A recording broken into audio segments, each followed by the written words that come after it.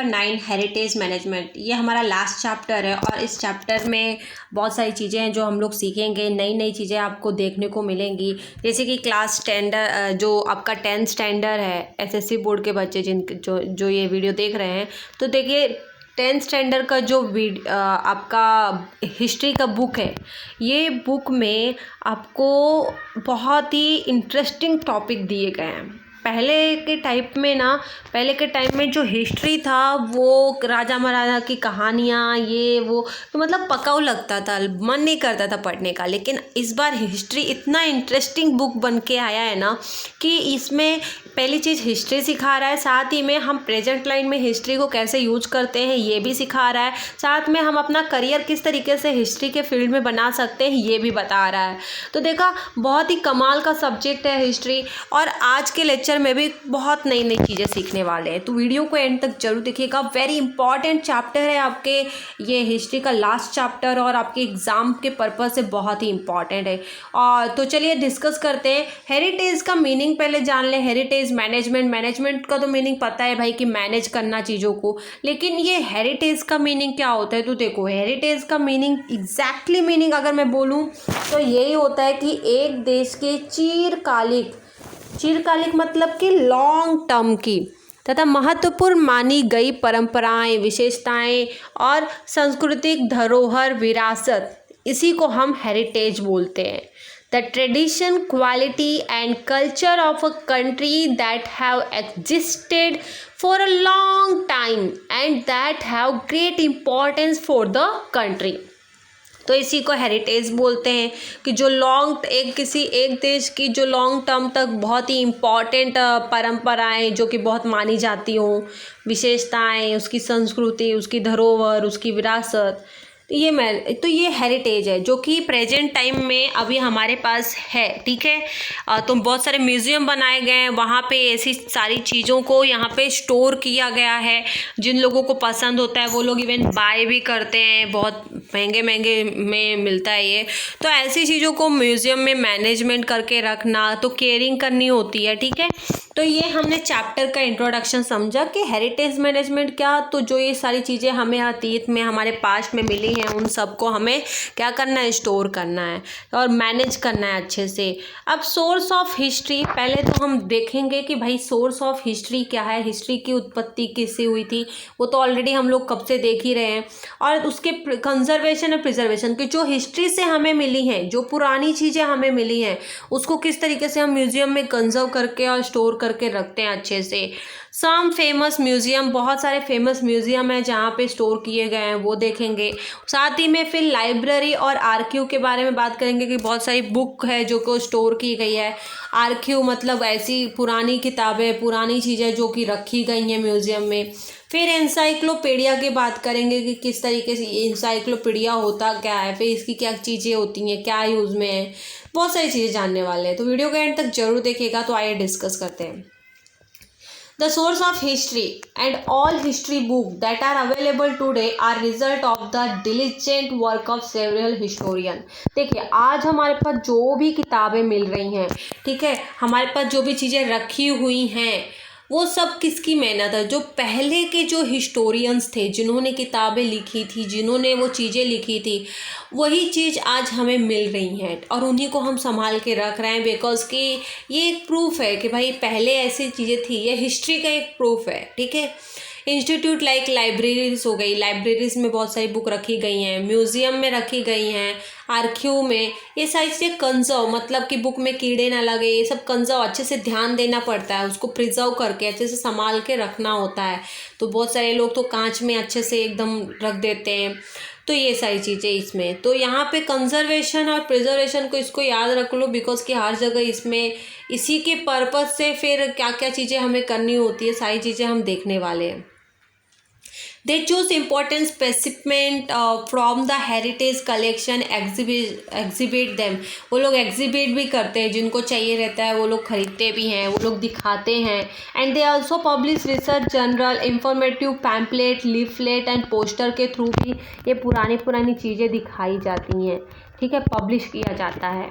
The document and artifact which are not exhibit but historically very important are store in the museum and archive after completing necessary treatment for their conservations and प्रिजर्वेशंस।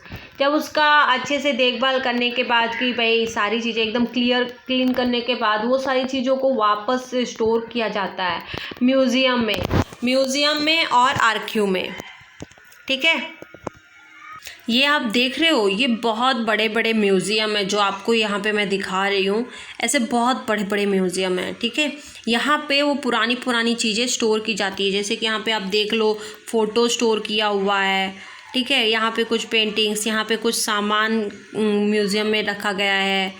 तो ये पुरानी चीज़ें रखी गई हैं। Museum में बहुत सारे डॉक्यूमेंट भी रखे जाते हैं। तो ये सारी चीज़ें यहाँ पे बताई गई हैं। और जो इम्पॉर्टेंट है, लाइब्रेरीज़ बना के पूरा अच्छे से बुक वगैरह को मैनेज किया जाता है।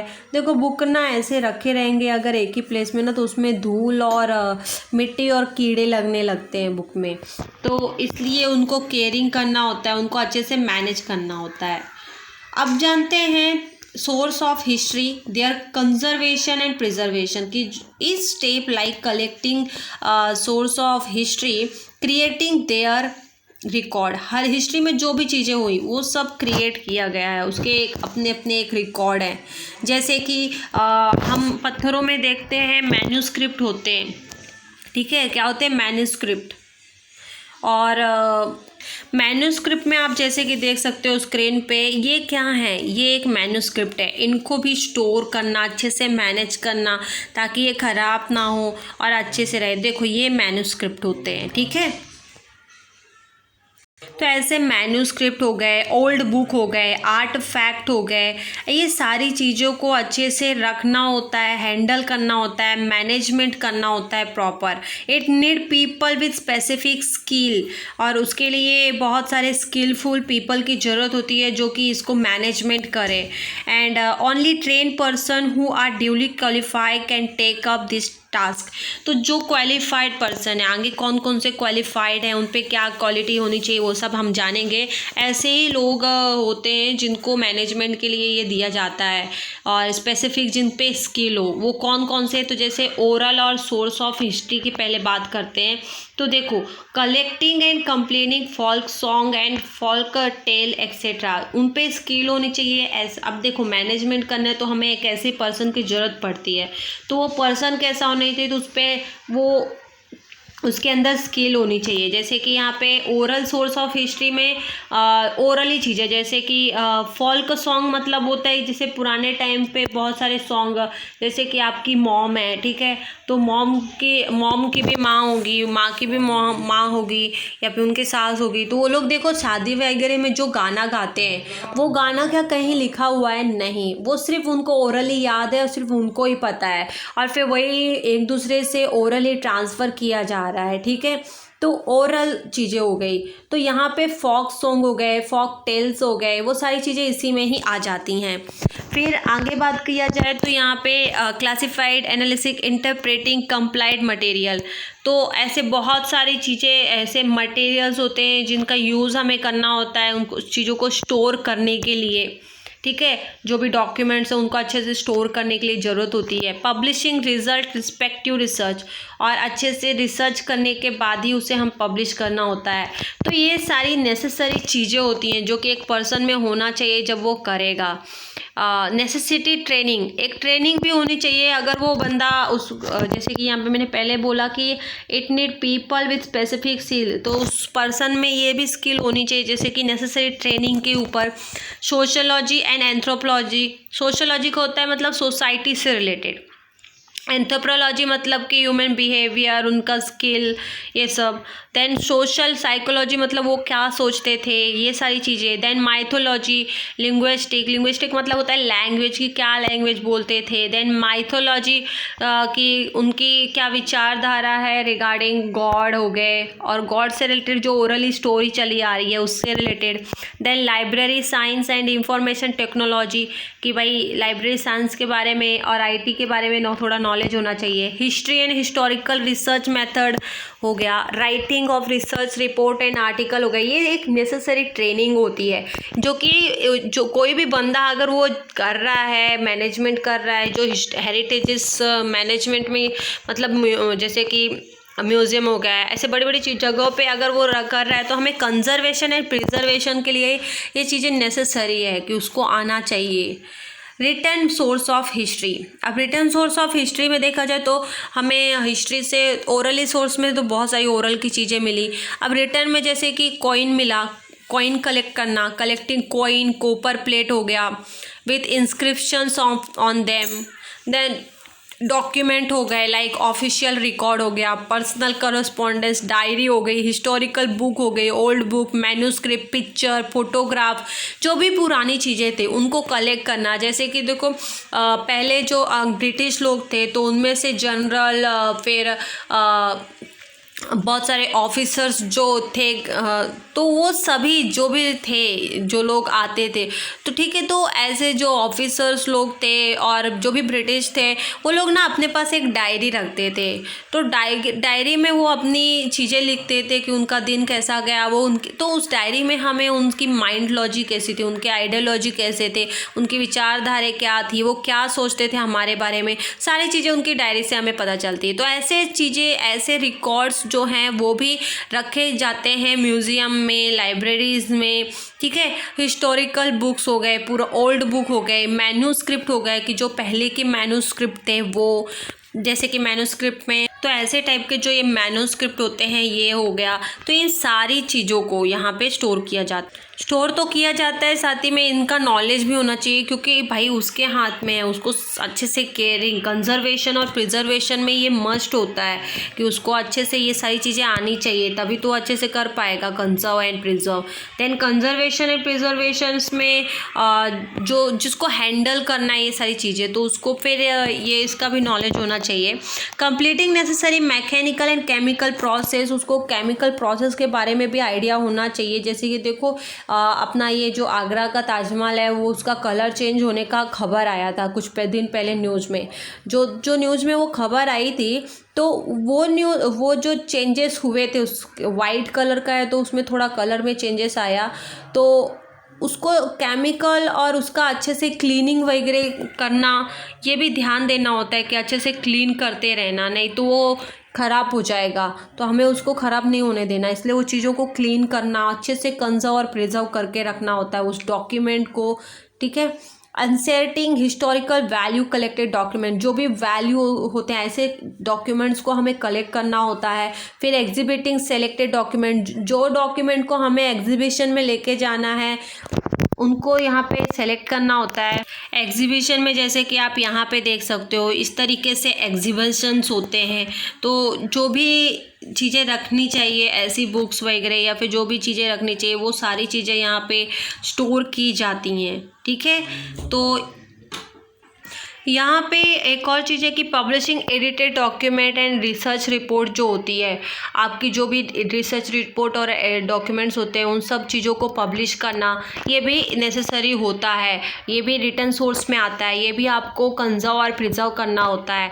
साथ ही में नेसेसरी ट्रेनिंग भी होती है, जैसे कि जो बंदा अगर वो देख रहा है तो उसको नॉलेज होना चाहिए स्क्रिप्ट का, जैसे कि ब्राह्मी लैंग्वेज हो गया, ब्राह्मी, मोदी, पर्शियन, देवरा, ये उनके डेवलपमेंट से रिलेटेड सारा नॉलेज होना चाहिए। देन बेसिक नॉलेज होना चाहिए सोशल ऑर्गेनाइजेशंस का, ट्रेडिशंस का, फिर लिटरेचर्स का हो गया, ये सब इन कल्चर्स हो गए कि उस क्या कल्चर्स के थे, तो सो डायनेस्टी हो गई कि पीरियड डायनेस्टिक, मतलब कि जैसे कि अभी ये था, ये राजा था, फिर ये राजा आया, फिर ये आया, तो पूरा डायनेस्टी का नॉलेज, फिर उस राजा के राज्य में क्या एडमिनिस्ट्रेशन था तो उसका नॉलेज, एडमिनिस्ट्रेशन का नॉलेज, फिर पास्ट की सोसाइटी का नॉलेज, ये सारा नॉलेज होना चाहिए, बेसिक नॉलेज होना चाहिए।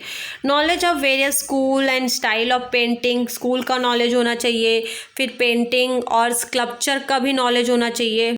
स्कल्पचर में जैसे कि आप देखो ये जो दिख रहा है आपको, ये क्या है, ये एक स्कल्पचर है, ठीक है। तो ऐसे स्कल्पचर हो गए, तो देखो ये इसे स्कल्पचर बोलते हैं। तो इन सब का नॉलेज होना मस्ट है, ठीक है। देन पेपर का नॉलेज होना चाहिए कि कौन से टाइप का पेपर है, इंक कौन सा यूज किया गया है, कलर कौन सा, तो इन सारी चीज़ों का ये नेसेसरी होता है, नॉलेज होना चाहिए। इंस्क्रिप्शंस का नॉलेज होना चाहिए कि कौन से मेटल पे क्या इंस्क्रिप्शंस किए गए। इंस्क्रिप्शंस मतलब कि जैसे कि आप देख रहे होंगे ये जो देखो इस पे पत्थर्स में ये किस तरीके से इंस्क्रिप्शंस लिखे गए, बहुत सारे कॉइन्स में भी ऐसे लिखा जाता है, तो कौन से मेटल का यूज़ किया गया है, किस तरीके से लिखा गया है, ये सारी चीज़ों का नॉलेज होना।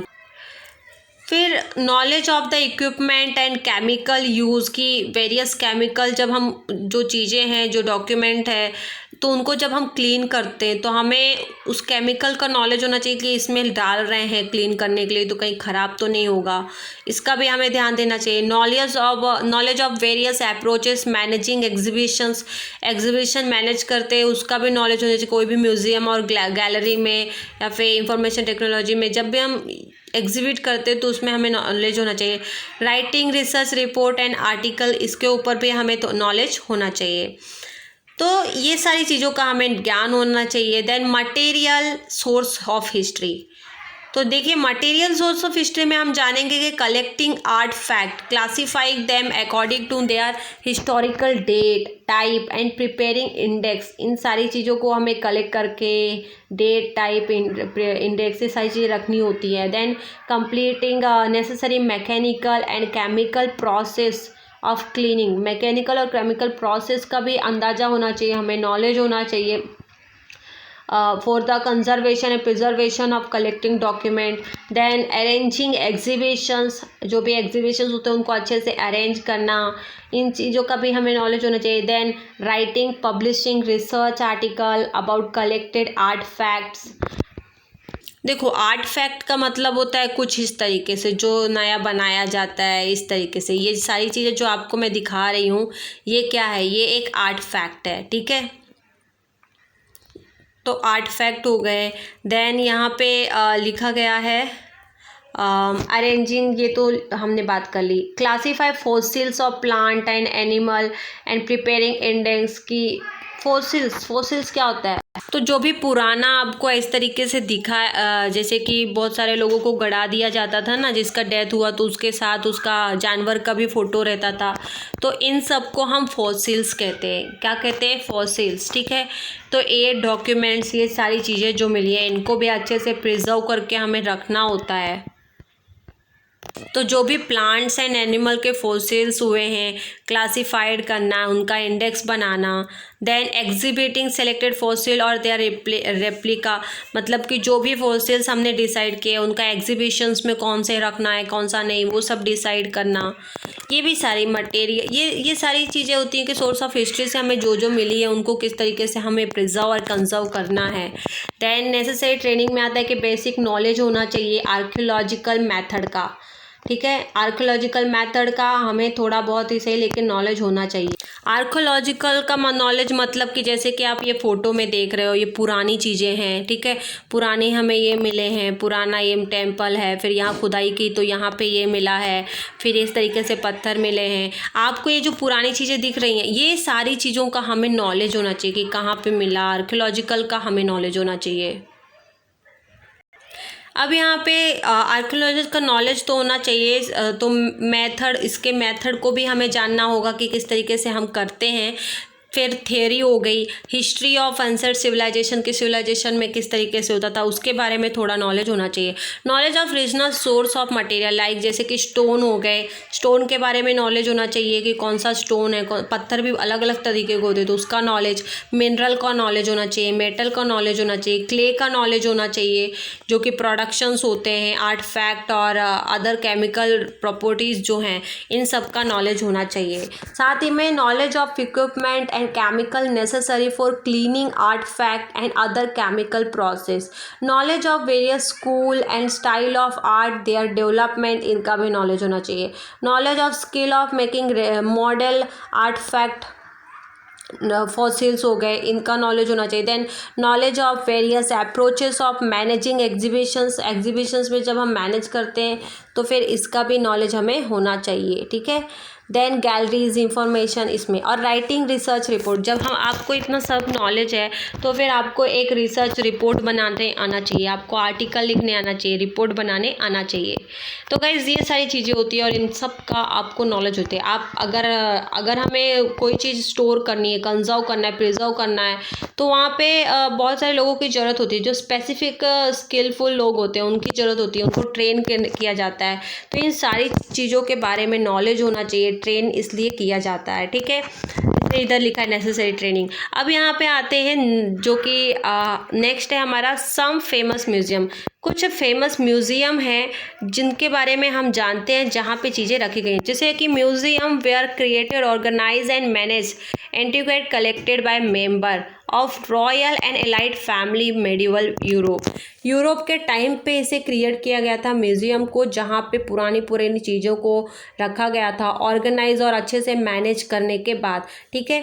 तो ये जो म्यूज़ियम था वहाँ पे ये जो ल्यूव्रे म्यूज़ियम जो कि फ्रांस में है, ल्यूव्रे म्यूज़ियम में जो कि पेरिस में आता है, ये इस्टेब्लिश हुआ था 18 सेंचुरी में और collected by member of the royal family के द्वारा इसको कलेक्ट किया गया था और एग्जिबिट इन ल्यूव्रे म्यूज़ियम, और इसको एग्जिबिट किया गया था ल्यूव्रे म्यूज़ियम में। और इसका देखा जाए तो ये जो पेंटिंग आप देख रहे हैं ये किसकी पेंटिंग है? ये मोनालिसा की पेंटिंग है, जिसको बनाया गया था लियोनार्डो दा विंसी ने बनाया था इसे, ठीक है। पूरा वर्ल्ड जानता है इस पेंटिंग को। और he work under the patronage of Francis, वो फ्रांसिस के अंडर काम करते थे, फ्रांसिस फर्स्ट जो था उसके under, and the king of France in 16th century, ठीक है। अब यहाँ पे देखो, the collection Louvre museum increase great extent because of antiquity brought back of Napoleon Bonaparte from a conquest, and presently the museum contain more than 3,80,000 artifact. तो अब ये art fact और इस तरीके से यहाँ पे बताया जा रहा है कि, लेकिन सिंपल है, आपको इस लाइन में यही चीज़ याद रखनी है कि ये ल्यूव्रे म्यूज़ियम है, ये फ्रांस की है। तो ये म्यूज़ियम पेरिस में इस्टेब्लिश किया गया था। और आप यहाँ पे लिख सकते हैं कि मोनालिसा की पेंटिंग, और इसको किसने बनाया था? तो लियोनार्डो दा विंसी ने बनाया था। ये चीज़ याद रखो, फिर म्यूज़ियम में रखी गई। ये सही, मोनालिसा का पेंटिंग का एक खासियत है कि इसे जहाँ देखती है ना, ये मतलब इसकी ओर देखो तो ऐसा लगा कि ये हमें ही देख रही है, चाहे कहीं से भी देखो। British museum England. अब ये ब्रिटिश म्यूज़ियम है इंग्लैंड का, जो कि लंदन प्लेस है, वहाँ पे इस्टेब्लिश किया गया था 18 सेंचुरी में। और देखो उस टाइम पे पास्ट में भी किस तरीके से म्यूज़ियम रखे गए थे। 18th सेंचुरी में हेंस लोन जो कि नेचुरल साइंटिस्ट थे, उनके हाथ में दिया गया था 1000 जो कि ऑब्जेक्ट थे, कलेक्ट किए गए थे राजाओं के द्वारा, इंग्लैंड राजा के द्वारा, ठीक है, जॉर्ज दो के द्वारा, ठीक है। और कुछ बुक्स है, पिक्चर है, स्पेसिफिन प्रिजर्व प्लांट हो गए, हर्बरियम करके, ऐसे बहुत सारी चीज़ें कलेक्ट करके वहाँ पे रखा गया था। और देन नेक्स्ट आता है ब्रिटिश कॉलोनी। तो presently the museum collection comprise about 80 lakh object. अब यहाँ पे आप देख रहे होंगे ब्रिटिश म्यूज़ियम इंग्लैंड में है और कुछ इस तरीके से ये दिखता है, और यहाँ पे चीज़ें स्टोर करके रखी गई थी। कौन कौन सी थी वो मैंने ऑलरेडी आपको बताया। National museum of natural history, United state of America. अब ये नेशनल म्यूज़ियम है, देख रहे हो, यहाँ पे बहुत सारी चीज़ें ऐसे रखी गई हैं, स्टोर की गई हैं। This museum natural history manage by Smithsonian institution, इसके द्वारा इसको मैनेज किया जा रहा है। इस्टेब्लिश हुआ था 1846 में सीई में। देखो कितने टाइम पहले इसका इस्टेब्लिश हो गया था भाई, हमारे इधर तो आज़ादी भी नहीं हुई थी।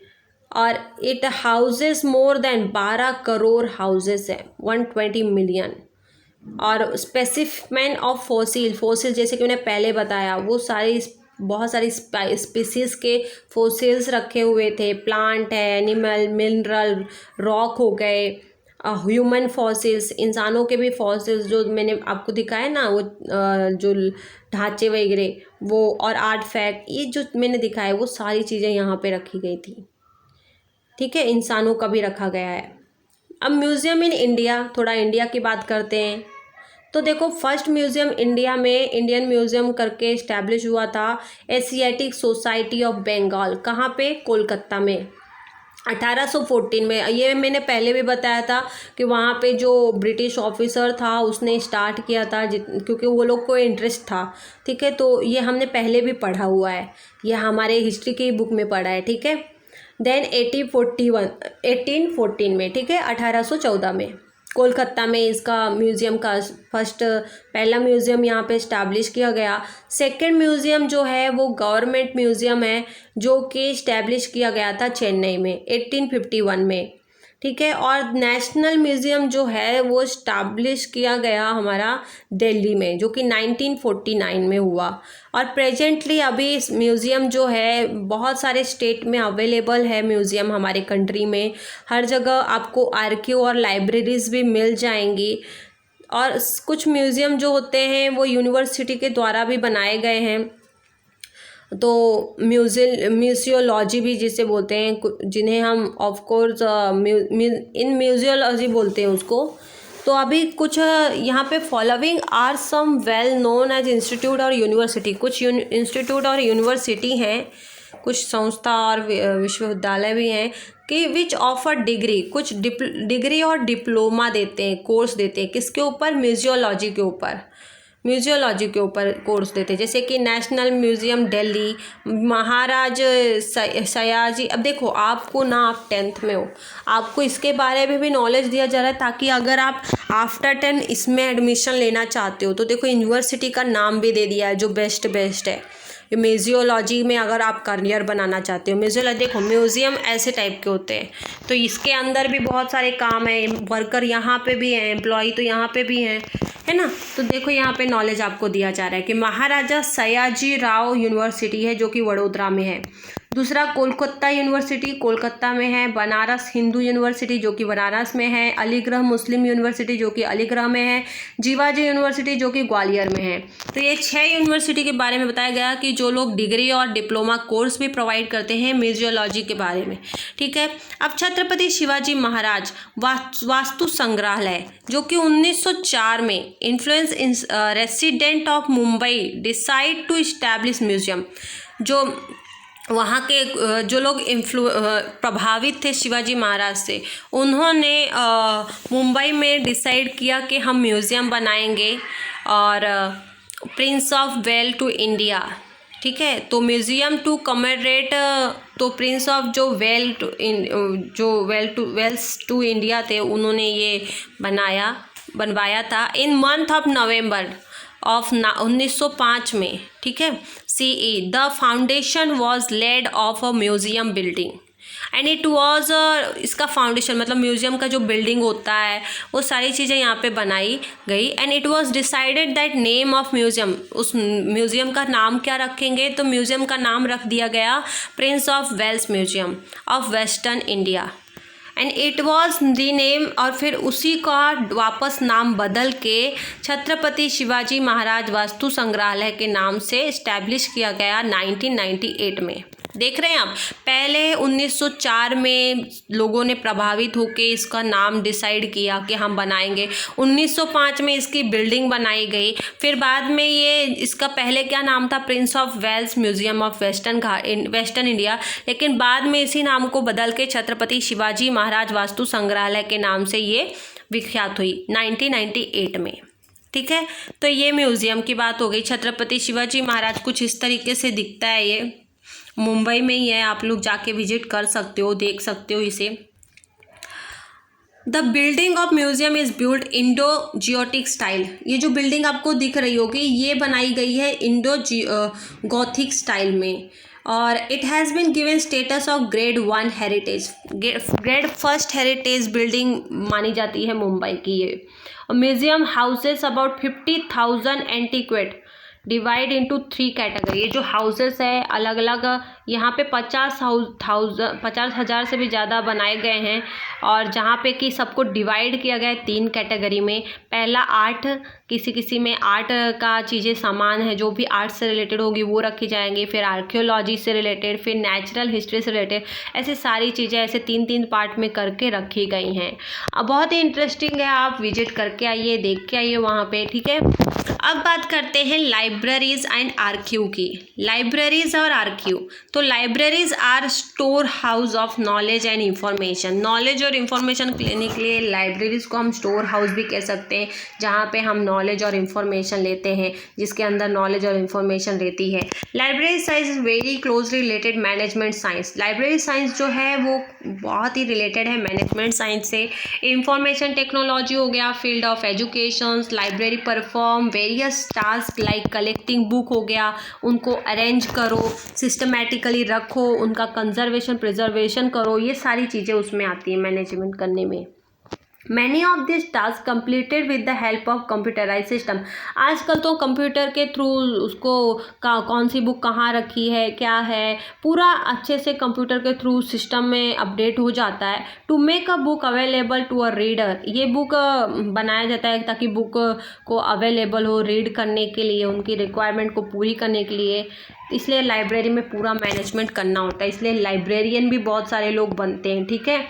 अब यहाँ पे बोला गया है रॉयल लाइब्रेरी ऑफ अशुरबानीपल, जो कि 7th सेंचुरी में थे, और अशीरियन एम्पायर जो कि इन मेसोपोटामिया।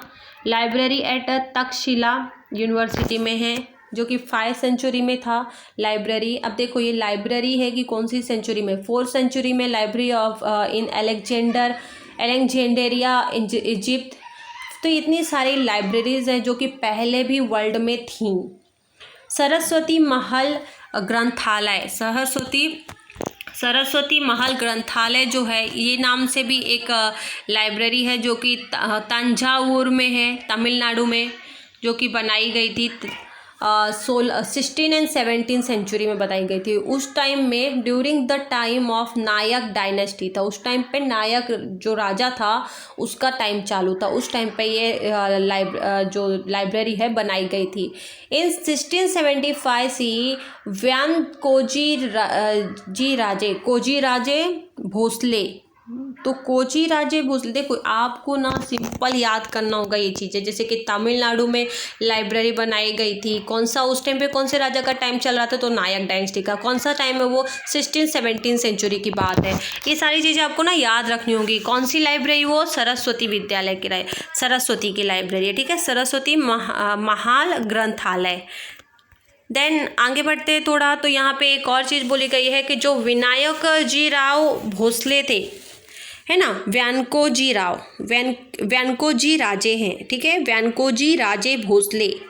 तो व्यानकोजी राजे भोसले ने जब उन्होंने विजय प्राप्त किया था तो तंजौर उधर उन्होंने इस्टेब्लिश किया था इंडिपेंडेंट रूल।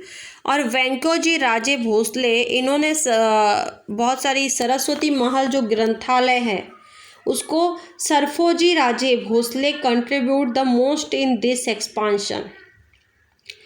और 1918 में लाइब्रेरी वॉज रीनेम, उस लाइब्रेरी का नाम चेंज कर दिया उन्होंने, बिकॉज उन्होंने राज करने लगे, वो कंट्रोल जीत गए उसको, और फिर उन्होंने उसका नाम रख दिया the Thanjavur Maharaja Serfoji Saraswati Mahal library. इतना बड़ा नाम रख दिया उन्होंने, बताओ। पहले उन्होंने क्या हुआ, अब यहाँ पे ये कंसेप्ट को ना एकदम अच्छे से समझो ताकि चीज़ें याद हो जाए अच्छे से, ठीक है।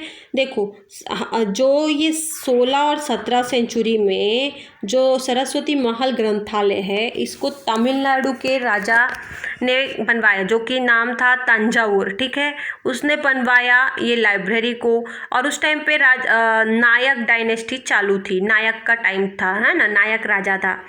फिर क्या हुआ कि 1675 में उस पर अटैक वगैरह हुआ रहेगा, और जो वेंकोजी राजे था वेंकोजी राजे भोसले, उसने इसको जीत लिया तंजौर को, और उसने क्या किया, स्टैब्लिश किया खुद का रूल। अब उसका रूल, ये राजा का रूल चलने लगा, वेंकोजी का रूल चलने लगा। तो वेंकोजी ने जो वो सरस्वती महल था, ग्रंथालय था, उसका नाम चेंज करके उसने 1918 में खुद का नाम लगाया, the Tanjore Maharaja Serfoji Saraswati Mahal library.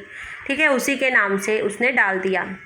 याद हो गया, आगे बढ़ते हैं। यहाँ पे नोट वर्दी लाइब्रेरी इन इंडिया, फिर बहुत सारे ऐसे नेशनल लाइब्रेरी कोलकाता, फिर नेहरू मेमोरियल म्यूज़ियम हो गए लाइब्रेरी, फिर दिल्ली में भी state central library, Hyderabad library of Asiatic society, David session library Mumbai, ऐसे बहुत जगह फिर धीरे धीरे लाइब्रेरीज बनने चालू हो गई। और from technical point of view, management of archive is akin to library management, preserving document important content in their original conditions, preparing index, creating accurate system, retrieval of document, important tasks in the management of archive। archive मतलब देखो चीज़ों को रखना, तो जो भी पुरानी किताबें हैं, मैन्यूस्क्रिप्ट है, बहुत सारी चीज़ें रहती हैं, उनको मैनेज करना, अच्छे से रखना, ये बहुत बड़ा टास्क हो जाता है, जो कि ये सारी चीज़ें करनी होती हैं। Document from archive suppose by very reliable, बहुत ही एक रिलायबल जो डॉक्यूमेंट है। तो because of heavy dependency computerize system, information technology has become a inevitable part of the management of library and archive. Computerize होने की वजह से लाइब्रेरी में थोड़ी आसानी हुई है कि कौन सी बुक कहाँ रखी है, हम तुरंत दे सकते हैं, कौन से वॉल्यूम की है, मतलब कितने, बहुत एक बुक में बहुत सारी चीज़ें, बहुत सारे पार्ट होते हैं, तो इसलिए सारी चीज़ों को अच्छे से रखना एक बहुत मैनेजमेंट का ये पार्ट होता है। The first official archive of India, जो पहला रखा गया हमारे आर्क्यू में, तो वो था इंपीरियल रिकॉर्ड डिपार्टमेंट, जो कि इस्टेब्लिश हुआ था 1891 में कोलकाता में, और शिफ्ट किया गया उसे दिल्ली में 1911 में। ठीक है, 1998 में जो प्रेसिडेंट ऑफ इंडिया थे, जो जिनका नाम था KR नारायणन, उन्होंने ओपन किया आर्क्यू पब्लिक के लिए, कि ताकि पब्लिक भी इसका यूज़ कर सके। And it is a department under jurisdiction of ministry of culture. तो मिनिस्ट्री ऑफ कल्चर के अंदर फिर ये सारी चीज़ें आई। ठीक है, भारत, हमारे इंडियन गवर्नमेंट के अंदर ये चीज़ें आ गई। जो आर्क्यू था, वहाँ पे बहुत सारे डॉक्यूमेंट रखे गए, उनको प्रिजर्व किया गया और क्रोनोलॉजिकल ऑर्डर में रखे गए। 1748 में क्रोनोलॉजिकल ऑर्डर में मतलब जैसे कि मैं बोल दूँ जनवरी, फरवरी, मार्च, अप्रैल, तो लाइन से मैं बोल रही हूँ। ठीक है, मैं फरवरी के बाद दिसंबर बोल सकती हूँ क्या? नहीं, लाइन से। तो वैसे ही लाइन से क्रोनोलॉजिकल ऑर्डर में सारी बुक को प्रिजर्व किया गया 1748 में। फिर क्या हुआ कि जो रिकॉर्ड्स थे वो इंग्लिश भाषा में, अरेबिक भाषा, हिंदी, पर्शियन, संस्कृत, उर्दू, ये सभी लैंग्वेज में रखे गए हैं। और यहाँ पे जो मोदी स्क्रिप्ट, अब रिकॉर्ड इन मोदी स्क्रिप्ट में भी पाया गया है, वहाँ पे रखा है। And this record are classified 4 category, 4 categories में इनको रखा गया है। Public record, oriental study, manuscript and private record. जो भी पब्लिक के दिखाने के लिए तो पब्लिक का रिकॉर्ड उसमें रखा, ओरिएंटल स्टडी के लिए रखा कि जो इनको स्टडी करना है, मैन्यूस्क्रिप्ट में जो चीज़ें मिली हैं वो मैन्यूस्क्रिप्ट में रख दिया गया, प्राइवेट रिकॉर्ड में भी रखा गया। ठीक है, तो government of every state in India maintain independent archive. जो आर्क्यू बनाया गया है, तो हर स्टेट की जो हमारी जो भारत की जो भी स्टेट है ना, इंडिया के जितने भी हैं, तो उन सभी को संभाल के रखना है इसको। जैसे कि महाराष्ट्र स्टेट गवर्नमेंट का जो ब्रांच मुंबई में है, पुणे, कोल्हापुर, औरंगाबाद, नागपुर, सब जगह उनको प्रिजर्व करना होगा। There are about 5 crore Modi document related to Maratha history. Modi document इधर बोला गया, तो जो मराठा हिस्ट्री से रिलेटेड है, पुणे ब्रांच हो गया, ये सारे डॉक्यूमेंट को, जैसे कि पेशवा दफ्तर हो गया, सबको संभाल के रखना है। तो गाइज़, यहाँ पे हमने इतनी सारी चीज़ें देखी, लाइब्रेरी देखी, ये सारी चीज़ें देखी। अब हम जानेंगे कि भाई ये सारी तो ठीक है, लेकिन एनसाइक्लोपीडिया क्या होता है, और फिर ये लाइब्रेरी और हिस्ट्री में अचानक से ये क्या आ जाता है, तो इसकी मीनिंग क्या है, तो ये हम जानने वाले हैं। ठीक है, तो डिस्कस करते हैं ये हम नेक्स्ट वीडियो में। पार्ट 2 बनेगा इसके पार्ट 2 को ज़रूर देखिएगा, बहुत बहुत बहुत इम्पॉर्टेंट है। तो मिलते हैं नेक्स्ट वीडियो में।